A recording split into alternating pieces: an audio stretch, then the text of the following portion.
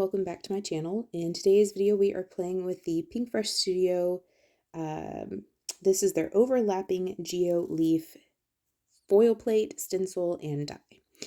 So what I have here is my color inspiration. I pulled this from the Color Cube Volume 2. This is card number 208. I went through my ink swatches just to find colors that were similar to these inspiration colors, and I found these. This is Pinkfresh Emerald City and Stargazer. And then I have 3 Catherine Pooler inks. This is Minted, Royal Treatment, and Sparkling Berry. These are the colors that I felt coordinated the best with my color inspiration, and these are what we will be using today with our ink blending brushes. I have a A2 size card base here. This is black. That is Paper Studio cardstock there.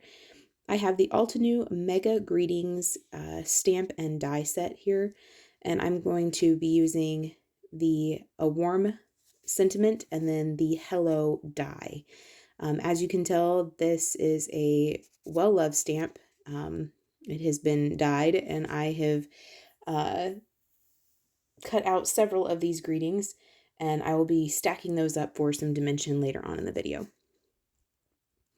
I also have some foil here. We're going to be doing some foiling today. This is Spellbinder's, I believe this is like their iridescent, shattered iridescent foil. This is glimmer foil. Then this is the Pinkfresh Studio overlapping geo stamp, stencil, or excuse me, no stamp, die, hot foil plate, and stencil. And I have some hammer mill cardstock. That is what we are going to be foiling on today. I feel like that gives me the best results, the most consistent. So there are 5 stencils in this particular set. These stencils do overlap, like the title says. And so when picking your colors, be conscious of that so you don't create mud. Unless you've got like a fall color going on, and then browns are perfectly fine. So what I've done here is I actually use the stencil to help me line up this foil plate so that when I go to stencil, I can butt everything up into that bottom left corner of this platform. And I am just slipping a piece of that glimmer foil underneath my plate that I have taped in place with some heat resistant tape.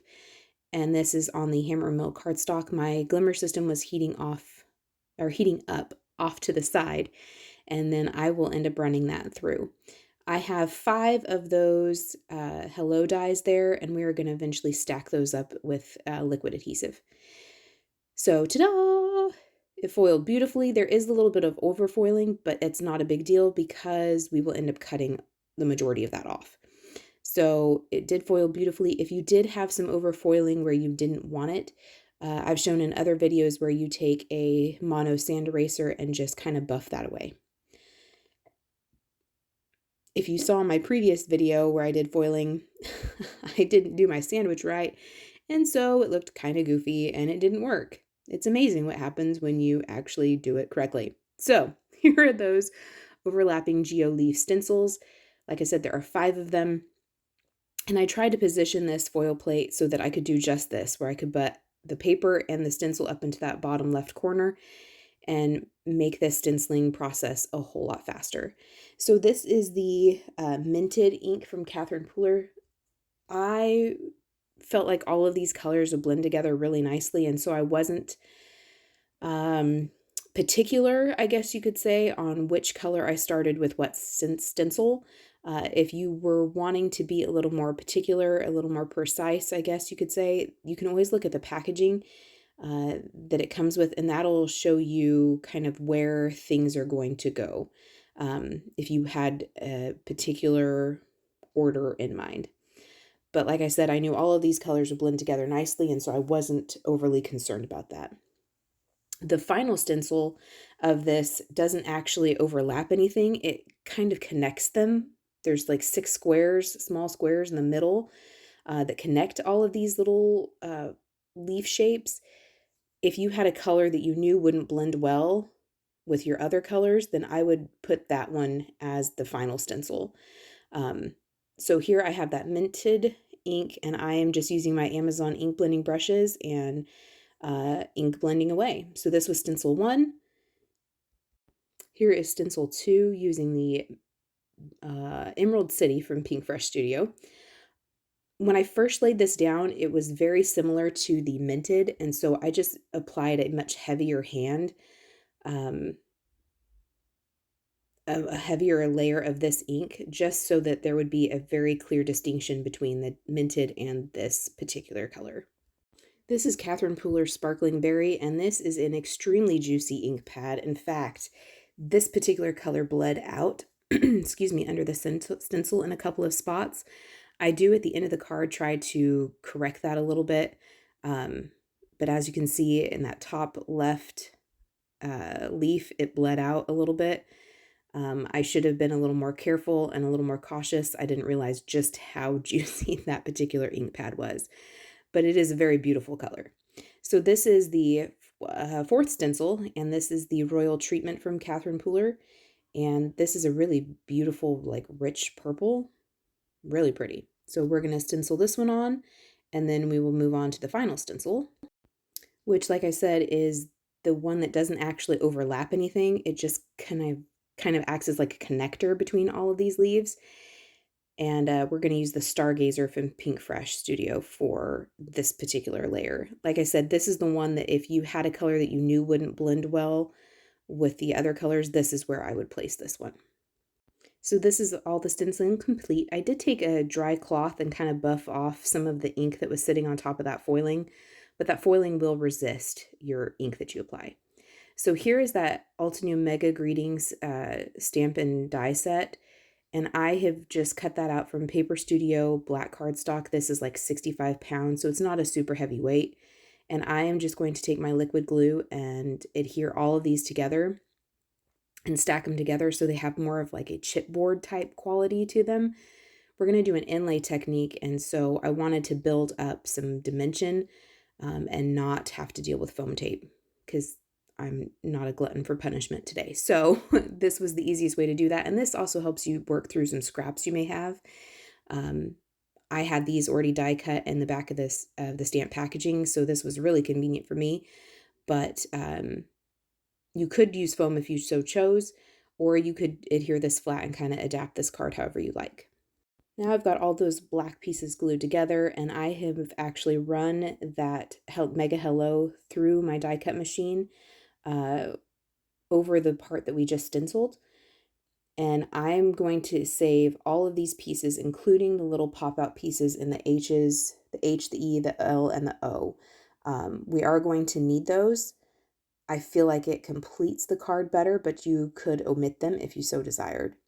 So because I have all of that over inking, and because I wanted to make it to where it layered on this card just like this, I did use my paper trimmer to cut that down. You could use a A2 layering die set if you had one, but it was just as easy for me to use my paper trimmer. I did apply liquid adhesive to the back of that, and I'm going to glue that down flat. And I have already glued down that layer onto the stenciled layer onto our stacked black layer, hello. And now I'm going to glue that down into the opening that you see there. I'm going to apply some glue in all of those openings. Like I said, if you wanted to omit this step, you absolutely could. I just wanted to include that in today's card just because I felt like it finished it and gave it the look that I wanted. So all I do is apply a little bit of liquid glue, and then I use my little jewel picker, the pointy metal end, to kind of wedge those back in there. I didn't get this lined up perfectly. It's okay. It's like I said, it's not perfect, but it's not bad enough that I want to rip the card off and try it again. So I'm just going to apply liquid glue into all of these openings and inlay all of those little pieces, and then there is that part complete. So if you look at it from the side, it looks really cool because you see the black. You could have done white, you could have done colored cardstock, but I wanted it to match the card base and almost look like it was popping up from the card base, which it is. So this is that white gel pen. Like I said, I had those places with that sparkling berry that bled through the stencil, and I just used a white jelly roll pen from Sakura.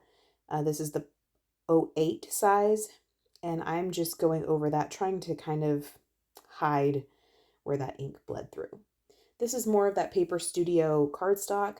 I'm going to heat emboss in Recollections Snow embossing powder, and I'm using my VERSAMARK ink pad to ink that up. I am going to treat this paper with my anti-static powder, just so that I can ensure that I have a much nicer heat embossed image. And then I will heat set that. Once I have heat set this with my heat tool, I'm going to take a Simon Says Stamp Sentiment Labels die and cut that out with my little Sizzix sidekick. And I'm going to actually butt this up so that I can get that kind of beveled edge that a die gives you on both ends of this. I could use my scissors and just snip off the other end, but I do want to have kind of that beveled edge that you get with a die on both ends of this sentiment. And so I do end up just kind of taking this off and realigning it to where the the right side of this die matches up with the right side of the sentiment and gives me, sorry, I'm off camera as I'm doing this. I'm just trying to line up the right side of that die with the right side of the cardstock with the same amount of margin as the left side, and then I'm going to run that through. Like I said, you could just use your scissors or your paper trimmer to cut this off. I just wanted to have that beveled edge today. My heat embossing wasn't complete, I guess. There were some gaps inside of it, so I'm just going to take that same Jelly Roll pen and kind of go over that sentiment a little bit. This helps kind of get a crisper image if you did have some heat embossing that kind of skipped areas or wasn't crisp and clear all the way through.